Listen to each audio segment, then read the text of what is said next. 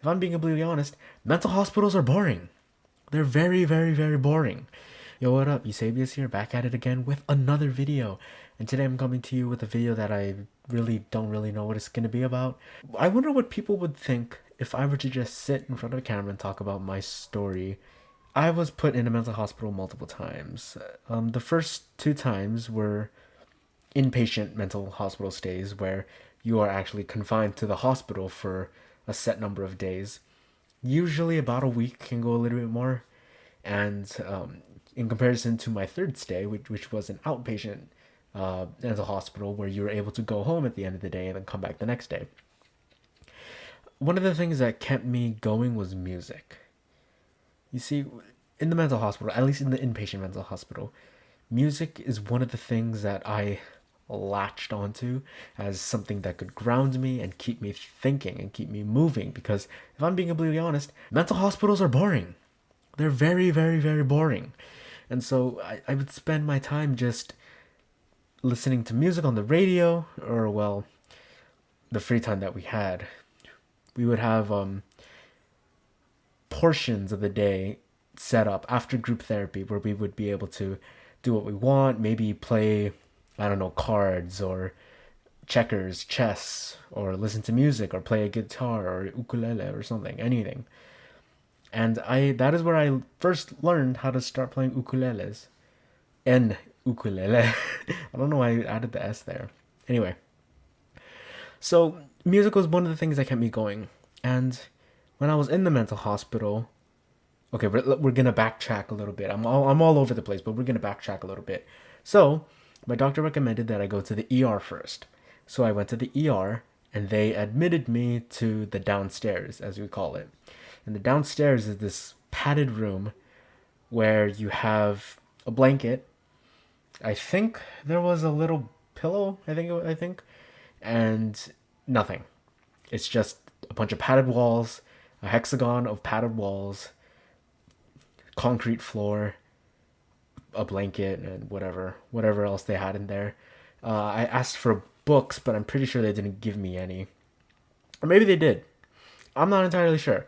One of the strange things about my illness is the fact that it's really hard for me to remember things correctly. So a lot of the time when I talk about things, my memory has been altered or part of it has changed or anything like that. So that is definitely one of the things that stands out in my mind. I'm not entirely sure if they did have a mattress or a pillow or anything like that. I really don't remember. It's kind of fuzzy back then. But when it came down to it, when you were in that padded room, you're just sitting there looking at the walls and thinking to yourself, huh, this is terribly boring. And I wanted to go on my phone, but they confiscated that. They made me wear these really, really baggy hospital greens, and I literally just sat in the corner, listening to people scream, banging on walls. The ER was right above us, so every time an ambulance would come in, you could hear it.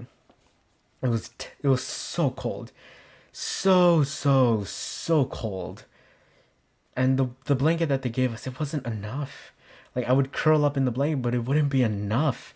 And I'd go into the fetal position because that's the only way that the blanket could cover my entire body, and it wasn't enough. I mean, yeah, they did bring it in warm, I think. I'm pretty sure they brought it in and it was warm.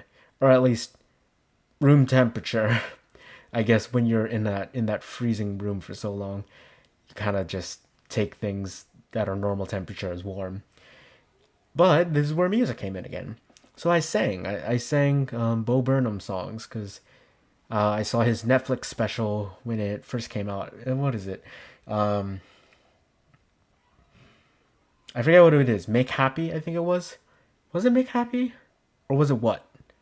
Or maybe it was both. Anyway, yeah, because I know there were two. And I watched both of them prior. So I was singing a lot of his songs, like Art is Dead, Art is Dead.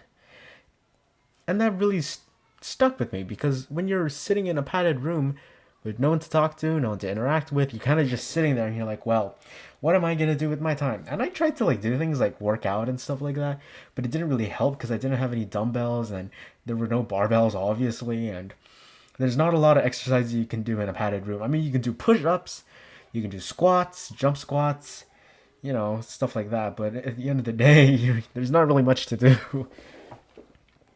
Imagine being in a room with no one else, freezing your ass off for hours on end in a padded room, no windows. There's a vent, but the vent, like I said, is fucking crazy cold. And yeah, that was what it was like before I was actually admitted to the mental hospital. Like I said, that when I talk about this, I mean it's the downstairs area where people who have psychiatric problems are sent to when they are experiencing symptoms and need to be placed somewhere where they cannot hurt themselves. At least until they're done being processed, and then they're sent to either one of two mental hospitals on the island.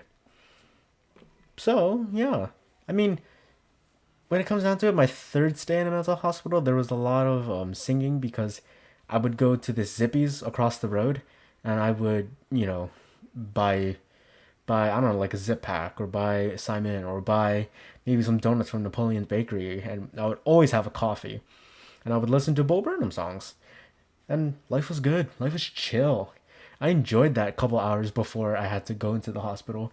And even while I was in the hospital, the people there were chill. Uh, we had this cooking thing on Wednesdays where we would cook for all the other patients and all the other, well, not all the other patients. We cooked for the other patients and the adult patients. And yeah, I don't know where I was going with that. I really enjoyed that. And I think, yeah, this video really, I don't know what it is. I'm just all over the place. But anyway, I hope you enjoyed listening. I am, I don't know what to say, man. I hope you enjoyed watching, and I'll catch you in the next one. Alright, shoots. Ahui ho, malama pono.